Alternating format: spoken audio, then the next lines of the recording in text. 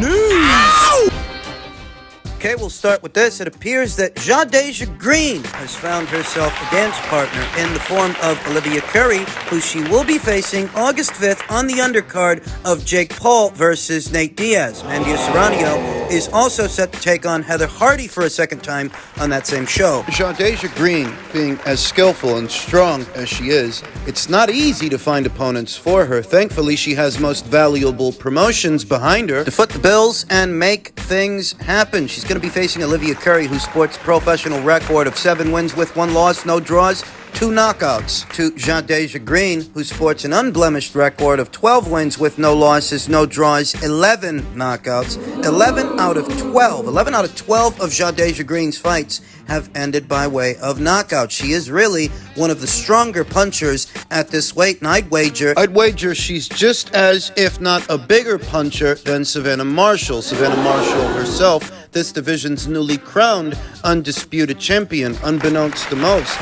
Deja Green is her mandatory challenger by way of 3 of the 4 alphabet organizations. Initially, I thought she was just the mandatory by way of the WBC. As it turns out, she's the mandatory for 3 of Savannah's 4 alphabet titles, leaving Savannah with very little choice. If she wants to keep those belts and maintain that status as that division's undisputed champion, she has to deal with Deja Green. Deja, if she wants to hold that position, she's got to deal with Olivia Curry. Olivia Curry, who's 33 years old, based out of Chicago and managed by none other than Rick Ramos, longtime manager of 2-division champion and pound-for-pound alum Jessica McCaskill. Olivia Curry is one of his fighters. Spoken to Rick on a number of occasions. He's a shrewd businessman, and given that Deja Green was in a tough position, I mean, it was just a few days ago that Most Valuable Promotions was talking about how difficult it is to match her, how difficult it is to find opponents for her, because anybody campaigning at or around these weights knows how talented and dangerous she is. It's not easy to find opponents for her. Based on these circumstances, the people at MVP wanting Deja to be a part of that August show, and time being a factor, I imagine that Rick Ramos likely got Olivia Curry good money, very good money, to take on Deja. Because MVP's got it to spend, they're invested in Deja. And they have to make it worth Olivia Curry's while. Olivia, who debuted as a professional back in 2021, she fought 4 times that year, 3 more times last year. She's been busy. In action earlier this year, back in April, opposite the ring veteran journeywoman Olivia Garulia. She ain't got no ring rust to shake off. She's been fighting. Deja Green, Deja herself, she saw action 3 times last year and has already seen action once this year. Once back in February, opposite the ring former unified super featherweight champion Aline Cedar-Ruz, and we all saw what she did to Aline. She beat the hell out of her, stopped her in 6 rounds. Deja Green's quality of competition is noticeably better than Olivia Curry's. These are more experienced fighters with more rounds in the bank, and Deja has stopped the vast majority of them. As stated, Deja's won 11 out of her 12 fights, 11 out of 12 by way of knockout. She really is one of the bigger punchers anywhere at or around this weight. And unfortunately for Olivia, she's going to find that out the hard way. This is a maintenance fight for Deja. Keeping the tools sharp kind of fight. She's already seen action earlier this year, and I'm pretty sure she intends to see action again later on. Beyond this fight. This is a takeover for Deja, securing the mandatory position by way of 3 of the 4 major sanctioning bodies. You know who she has in mind. You know who she wants to fight. She wants to fight Savannah Marshall. This is just a takeover for Deja. Nothing against Olivia Curry, but there aren't too many nice ways to say that I think Deja's going to bash her head in. Yeah. Not too many nice ways to say that I think this is just a pit stop for Deja. You saw what she did to Aline Cedar-Ruz, who's very statuesque, even as far as super middleweights go. If you saw what Deja did to her, you can only imagine what she's gonna do to Olivia Curry. She's gonna knock a fucking block off, en route to the biggest fight of her career, presumably with Savannah Marshall. And I wonder how Savannah will respond. Will she answer the call? Will she answer the challenge? Because Deja's due a title shot, whether people like it or not. But now she's going to be in action August 5th on the undercard of Jake Paul versus Nate Diaz, and we'll talk more about the fight as the fight date approaches. In men's cruiserweight and bridgerweight news, an unexpected turn of events, Badu Jack scheduled to take on Lucas Rozanski in Saudi Arabia. We know that not but a few weeks ago, Badu Jack's name was attached to a potential Canelo Alvarez fight. But that all fell apart because they couldn't come to an agreement on the weight. News reached Ring Magazine that Lucas Rozanski will now face Badu Jack later on this year in Saudi Arabia. The two will contest Rozanski's WBC Bridgerweight title. Editor's note, Ring Magazine doesn't recognize the Bridgerweight division. Rozanski had been due to face his mandatory challenger, Kevin Lerena. However, the South African has agreed to take a step-aside fee to allow Rozanski to face Jack, with the agreement that Lerena will then face the winner. Why don't Ring Magazine recognize the Bridgerweight division? Because the Bridgerweight division is an experimental weight class that is exclusive to the WBC. The other three alphabet organizations don't have a Bridgerweight version. They didn't follow suit. They don't have a Bridgerweight version of their titles. It is believed that Rozanski versus Jack has to take place before November 30th, which means they've got enough time to do the fight, do the show. Meanwhile, Kevin Lerena will see action again against an as of yet unknown opponent at home in South Africa on November 25th.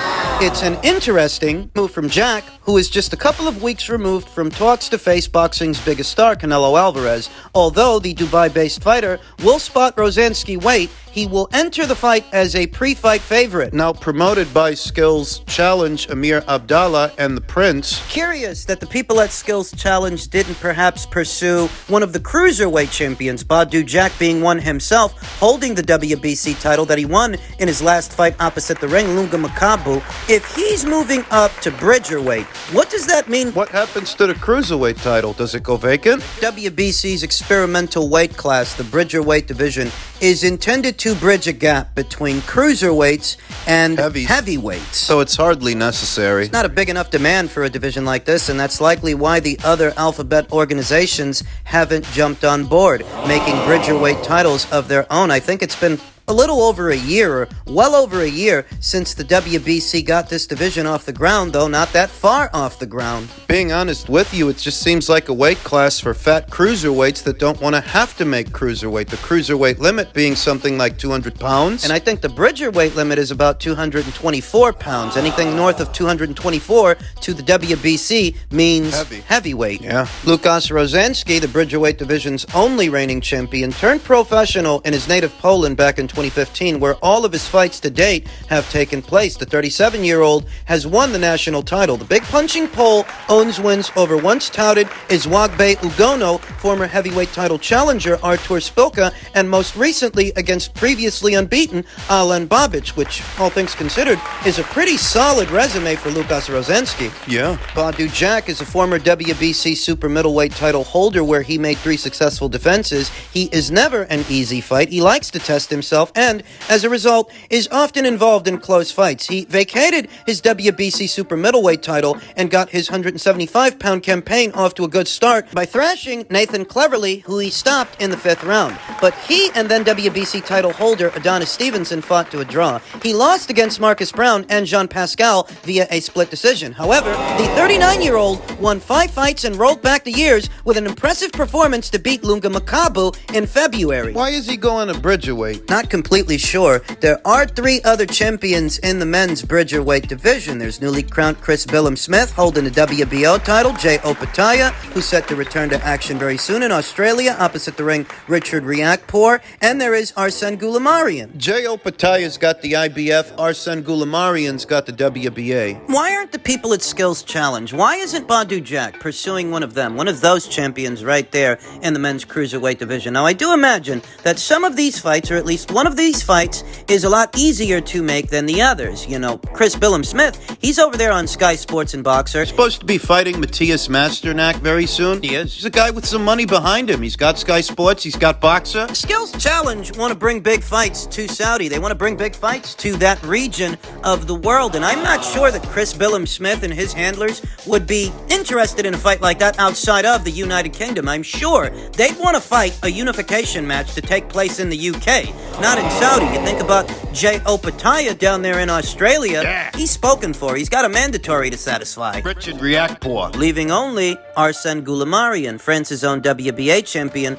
and the only other champion at this weight that isn't spoken for. I don't know that the people at Skills Challenge didn't explore this fight. I don't see why it should be a hard fight to make. Arsene Goulamarian is not with a major promotional outfit. A fight with Badu Jack, a unification match, would have been a high-profile fight for him. The biggest Would literally be the biggest fight of Arsene Goulamarian's career. Should be an easy fight to make in theory, but nobody seems to be able to unify with this guy. Thus, Badu Jack is moving up to bridger weight for Lukas Rozanski, who's no easy out in my humble opinion. Lukas Rozanski does not have the profile of a Badu Jack or the profile of some other fighters. Going into that Alen Babic fight, Alen Babic was a more well-known and popular fighter than Lukas Rozanski, but not more effective. not better overall. Lukas cleaned his clock. I will admit that I had a rooting interest in Alen Babic, realizing his dream of becoming a champion of any kind. Most didn't give him any chance of becoming a heavyweight champion. Thus, bridger weight was his best shot. Best chance. Lukas Rozanski, going into that fight, hadn't fought in 2 years. Even still, Lukas Rozanski proved too much, too sharp, too fast, and too strong for the flawed, albeit popular, Alen Babic. Badu Jack's profile going into this fight won't avail him. Popularity won't win him the fight, being more well-known than Lukas Rozanski. The Skills Challenge wanted to get Badu Jack an opportunity, and they've gotten him one. It's up to him now to hold up his end of the bargain. Finally, south of bridgerweight, the men's welterweight division, former champion Shawn Porter says Crawford has more tools in his toolbox while Spence is more fundamentally sound. How does one reconcile comments like that? I mean, if Spence is more fundamentally sound than Terence Crawford, why does he get hit more than Terence Crawford? No, my eyes aren't lying to me, and neither are the punch stats. Shawn Porter believes Crawford has more weapons at his disposal in the fight. The one narrative is that Terence Crawford can do more things in the ring. He has more tools in his toolbox. Errol is the most fundamentally sound boxer in the world. We have never been able to see him pull out everything that he has. Terence has been in the ring with guys who have done different things. From an X's and O's standpoint, it's all a matter of what are you going to do this round? Both fighters have the ability to make adjustments, be aggressive, fight off the back foot, and counterpunch, Porter said. I've never seen Errol Spence Jr. fight off the back foot or create space and move lateral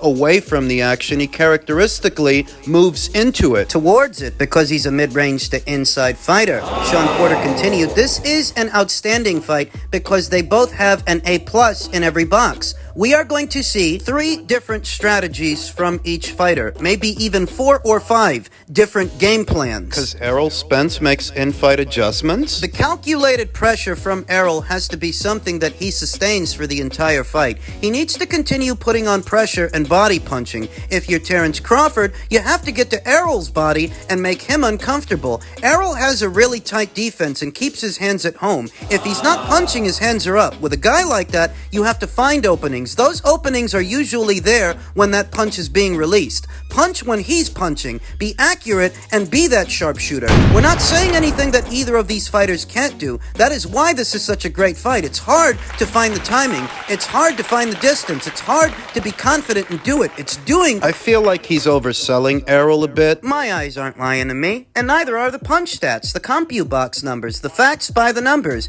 Errol Spence Jr. does in fact get hit more than Terence Crawford. That doesn't make him a bad fighter. I mean, it doesn't make him a piece of trash per se, but it's a byproduct of the kind of fighter that he is. Errol Spence Jr. regularly throws more punches than Terence Crawford, and when you're opening up more, you're open to be hit more. He gets hit more. Shawn continued, if Terence is able to be comfortable and manage his energy, we have to start talking about him in the same breath as Manny Pacquiao, Andre Ward, and Floyd Mayweather. With this fight, you can't measure another fighter's energy or mentality throughout the fight. Terence never got uncomfortable in his fight against me. He never showed me that there was anything unsettled within his heart or mind. I pride myself on making fighters uncomfortable. Never once did I see Terence uncomfortable. I didn't apply the kind of pressure that Errol is going to apply. That may have been the reason why I didn't see Terence uncomfortable. At the same time, Porter is unsure of the winner. He believes the fight is too close to call. I don't have a pick. I don't know who's going to win this fight.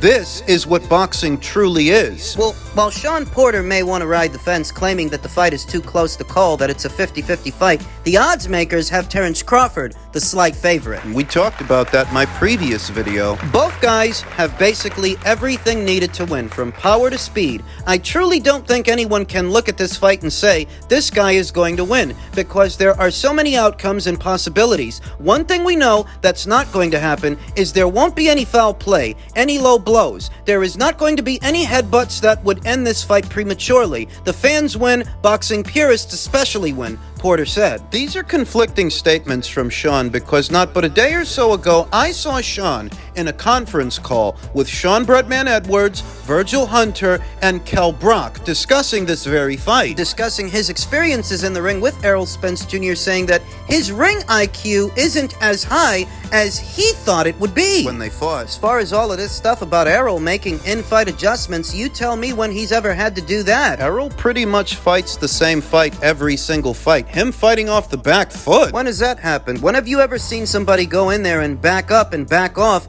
Errol Spence Jr. He meets pressure with pressure. He meets aggression with aggression. That's why he got hit so much in a Shawn Porter fight. More than Terence, and the bit about him being a counterpuncher, Errol's not a counterpuncher. You know, everybody counterpunches to some degree, but Errol's not an according to Hoyle counterpuncher. Terence is. He literally. He sets you up. If any one of these two guys is a counterpuncher more than the other, it's Terence more than Errol. Errol's a blunt force instrument, a blunt force object. What you see is what you get. Mid-range to inside fighter that steps into his jab, has a good body attack, and looks to wear you down and wear you out with volume. That's what he does. And opposite the ring, a skilled counterpuncher, a fast one, a strong one. A guy like Errol will give Terence all the openings he needs to get in with shots, get in with punches. Counterpunches. Still, like Terence Crawford's body may be hard for Errol to find because Terence is a characteristically mobile fighter. He fights on his toes. He moves around. He's not a come-forward pressure fighter like Shawn, and he ain't got flat feet like Danny Garcia. I hardly think he's going to be a sitting duck like Yordenis Lugas, just sitting there in the pocket not doing nothing. Behind the high guard. Errol's volume may be hard to work around at first in those early rounds, but I feel like Terence is eventually going to get his timing down and get through with something big. Something hard. Between the shots. Because Errol opens up quite a bit.